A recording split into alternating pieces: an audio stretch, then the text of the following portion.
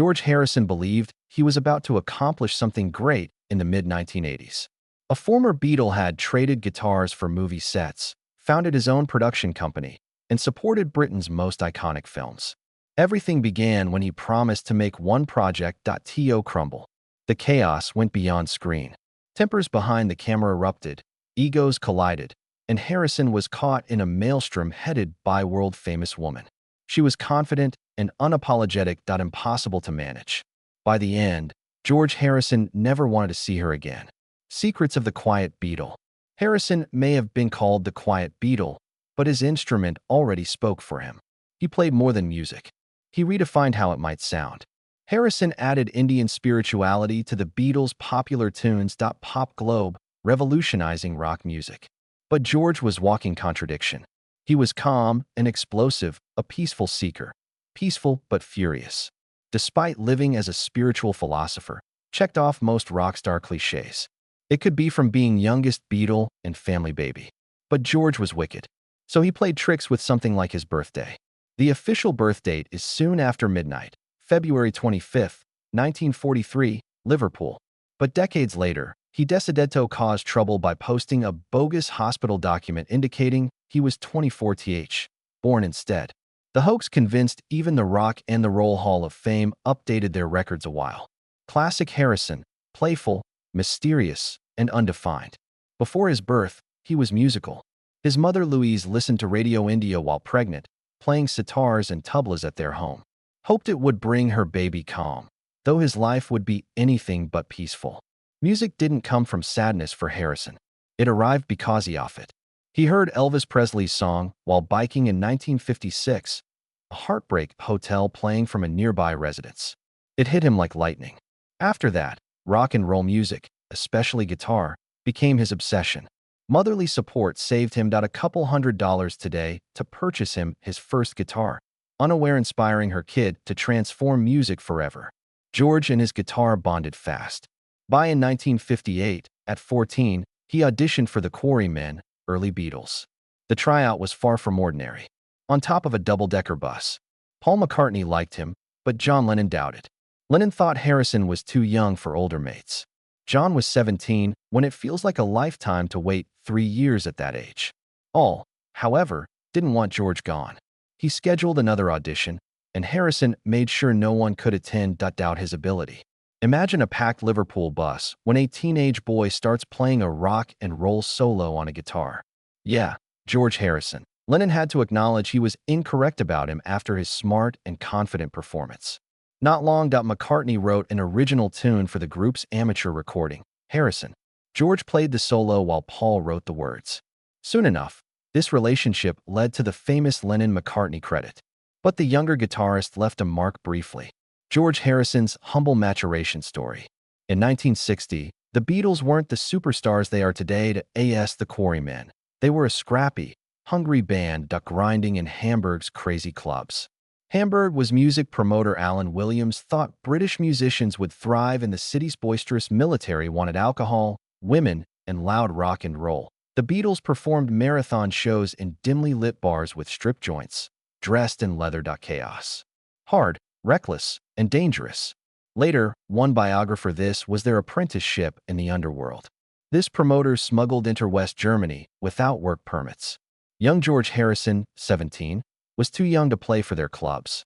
Being youngest means constant teasing from the rest of the band, especially his lack of female experience. Finally, George had his big moment. Not a love story. Their gloomy prison-like lifestyle quarters, bunk beds, naked bulbs, concrete walls. McCartney and Pete Best was there to support him. It was anything from glamorous that it gets. New manhood had implications.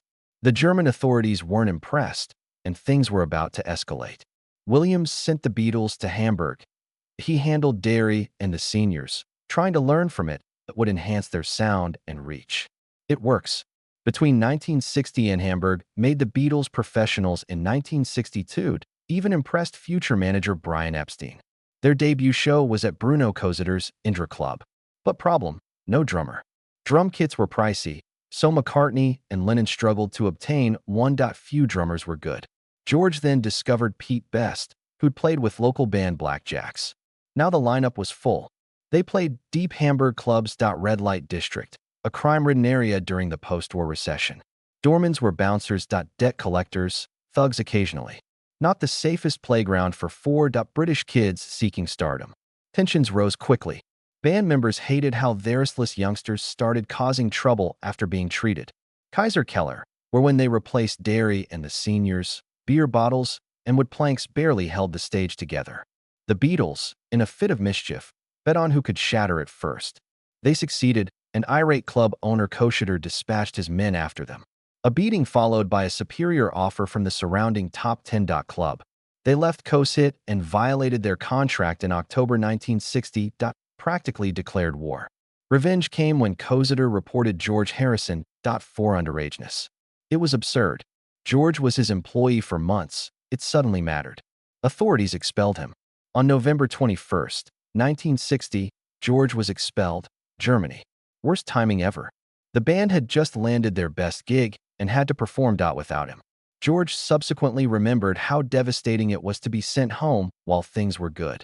The top 10 had greater pay, sound, and atmosphere. However, instead of celebrating, George was fatigued and broke riding a train home after their success. The others didn't last either. In one last defiance, they set a rubber on fire in their dim room. A joke that got them deported. The Beatles' Hamburg trip ended chaotically. However, that escape was probably best that may have happened to them. Brian Epstein managed them back in England within a year. A new clean-cut look and first single, Love Me Do, creating waves. By 1963, Please Me unleashed Beatlemania. Privacy vanished overnight. For it, exhausted, introverted George more than excited him. The fan mail, the screaming crowds, and constant media frenzy were too much. Still, the British press adored them. Reporters described George's avocado experiment, the first time, or his egg sandwich over caviar preference. The Beatles' magnetism captivated them. Then came America.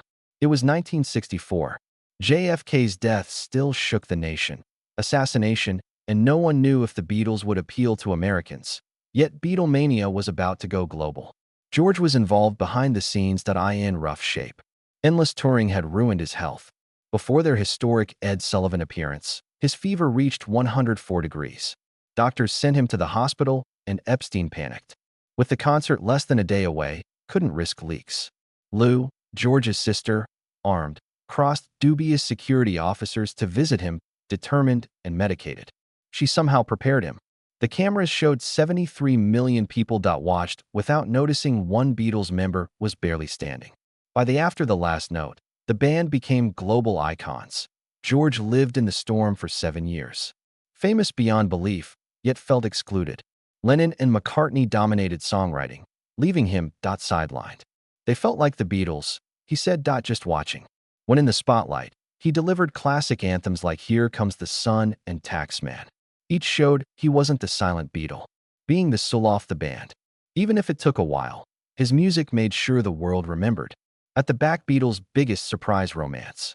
George Harrison may have been the calm Beatle, possibly the most restrained, yet his love life was nothing special. Be quiet. While filming A Hard Day's Night in 1964, George met someone who changed his life. A handsome 19-year-old model, Pattie Boyd. She played a schoolgirl in a scene. Fate put her next to George at lunch. She later said he was the best-looking man she had ever seen. Met. George was silent at first, and Pattie thought he was shy. But that hush ended quickly. He asked her unexpectedly, "Will you marry me?" She laughed, and he replied with a more measured response. "Will you have dinner with me tonight?" Pattie declined. She had a boyfriend. Her friends immediately called her insane. She immediately understood their accuracy.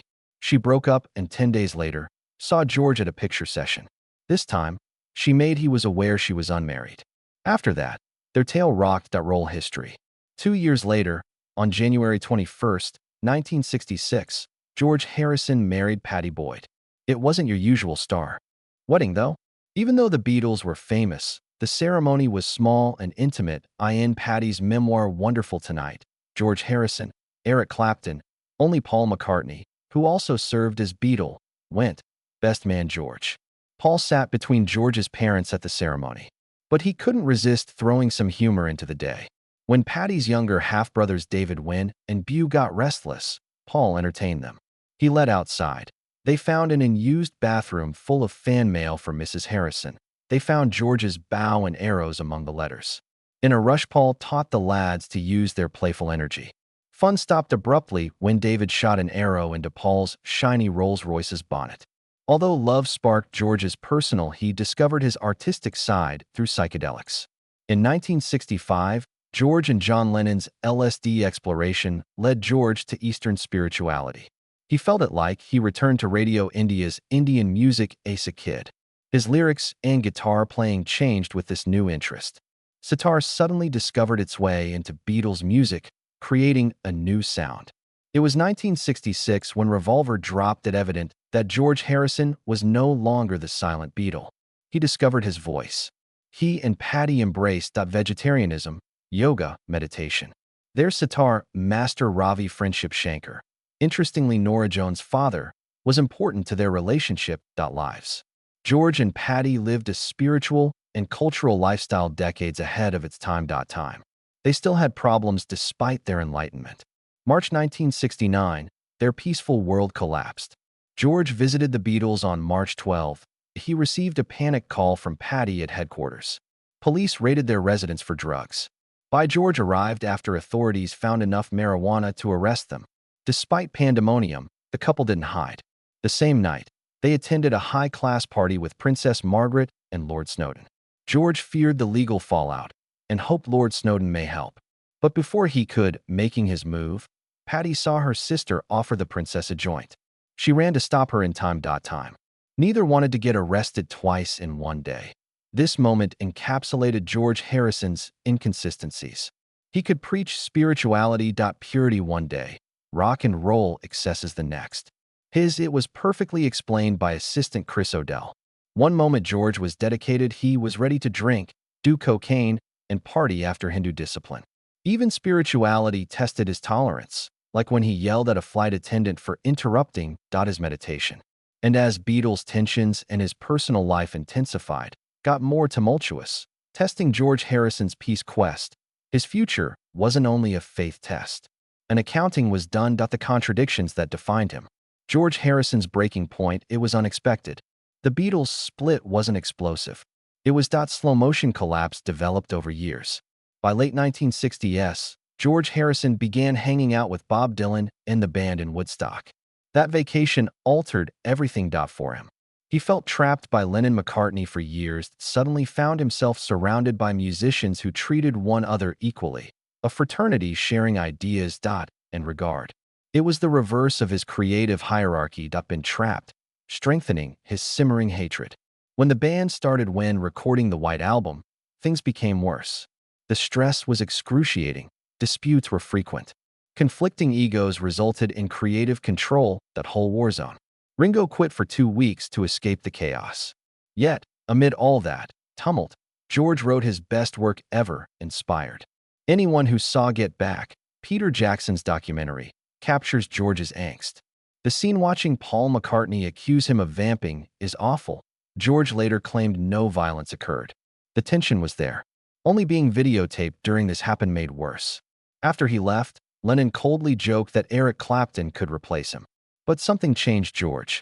His time with the band gave him confidence and new perspective. He returned after 5 stressful days to finish what they started. Soon after, the Beatles performed. Famous January 30th, 1969 rooftop concert. Within months, Let It Be released, and it ended. The Beatles ended. Still in, George 20s and free to build his own way. He has several unreleased tracks and wanted to release them. Escape Lennon and McCartney's shadows. He bought Friar Park, a huge estate, himself. Victorian Gothic home outside London with 25 bedrooms, ballroom, and expansive gardens. It seemed ideal for starting a new life with his wife Pattie Boyd. But within those huge walls, life was chaotic. Friar Park gradually became excessive and free-flowing. Parties became days and lack of control. Patty called it a madhouse later. Life felt entirely out of control. While anarchy reigned, George mingled spirituality and recklessness. He even invited Harak Krishna family. Settlement on the estate transformed Friar Park into a shrine and circus. They overpowered Patty that rescued a toddler twice from the garden pond due to free-spirited parenting. Below all the craziness, heartbreak, George and Patty tried to having a family wasn't happening. Patty subsequently said realizing she couldn't have children was one of worst times in her life. George's rejection of adoption widened the emotional estrangement. Marriage cracks are growing. Despite his inner struggle, George built an exceptional thing. Masterpiece All Things Must Pass published months after the Beatles split. The triple album was full of previously released tracks sidelined with the band. Isn't It a Pity and Let It After Lennon rejected them, McCartney shined. Critics went crazy. Melody Maker called him free. The Washington Post called him the mastermind behind Beatles. For once, George Harrison wasn't quiet. He ran the show. Theon of the album's biggest hits, My Sweet Lord, blended rock and gospel in a new way. In fact, George wrote it for his friend Billy Preston, but recorded it himself. The euphoria of success was short-lived. He was sued by Bright Tunes Music for duplicating He's So Fine by the Chiffons. Years later, a judge ruled that George had unintentionally copied the song. The loss was awful, but could not eclipse the album's excellence. In spite of his musical success, George's personal life was unraveling fast. The calm spiritual home life dream was gone with loneliness, addiction, and betrayal. Already devastated by their breakup, Patty's infidelity added to her fertility troubles. George was using pain extensively. According to Patty, it altered him completely. She said he became emotionally cold and harsh. And then the affair. One who would conclude their marriage. Start with small signs, photographs, late-night visits from a woman who said she was merely listening to George play. Patty knew better. Real shock came when she identified the woman. Mrs. Moran Starkey, Ringo's star. The day after Patty confronted them, things became weird.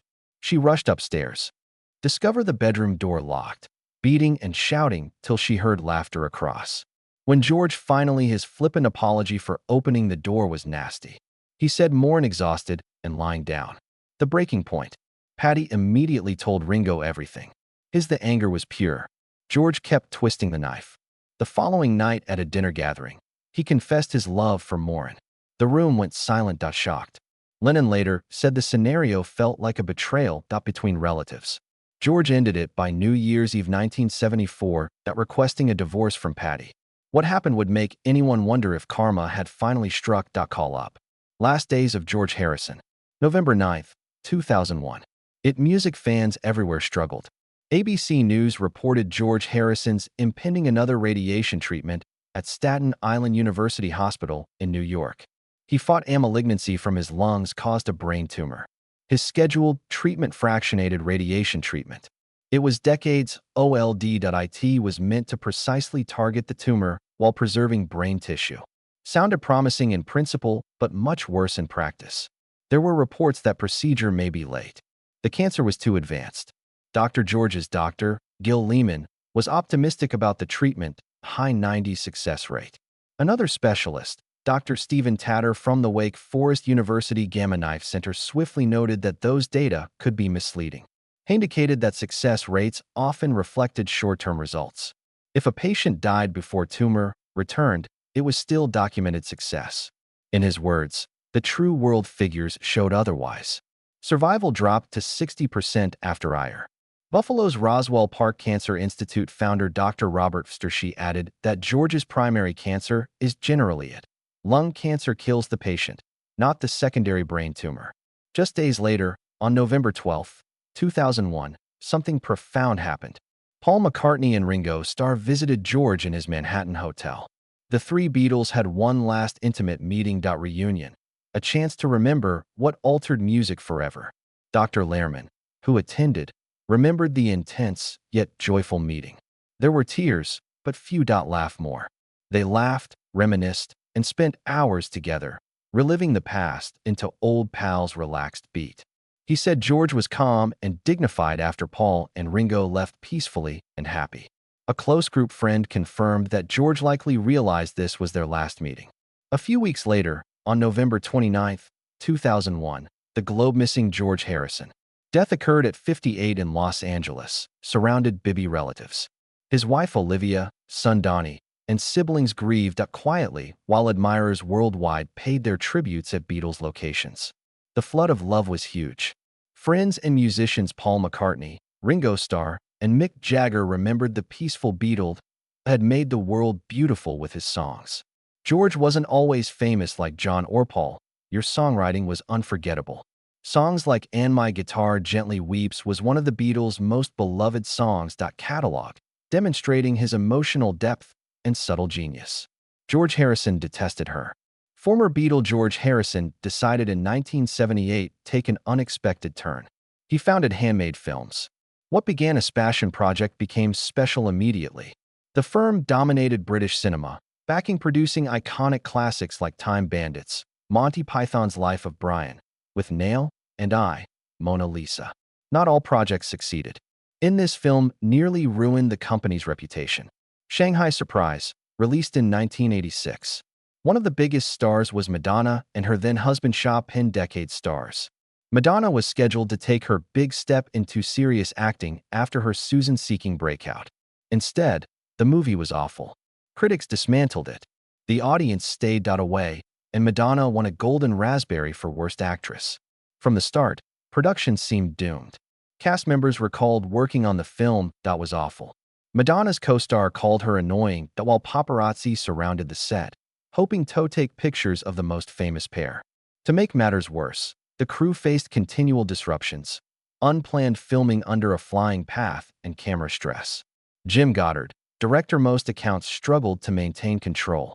Actor Clyde Kozatsa subsequently stated that Goddard, a kind and soft-spoken man, was unprepared to direct Madonna and Penn and experience fame and pandemonium. Handling such famous stars was intimidating, and the production spiraled. Richard Ing, another film actor, later said George Harrison's assistants helped calm down. Harrison, who wrote the film's music, played a set peacekeeper. He endeavored to reconcile the warring parties and restore order. But not even a Beatle could save the film. Shanghai Surprise disappointed despite star power and high expectations. Total box office failure. Earning $2 million and losing $15 million. It cost million. Madonna subsequently said that the turbulence was director-cast conflict permeated the set. She also fired at Harrison, stating she felt many of his statements worsened the issue. As for Harrison, maintained that he had some chuckles during production. It didn't influence the outcome. When all was after all, Shanghai Surprise was one of the 1980s worst failures and a rare mistake by George Harrison's outstanding post-Beatles legacy.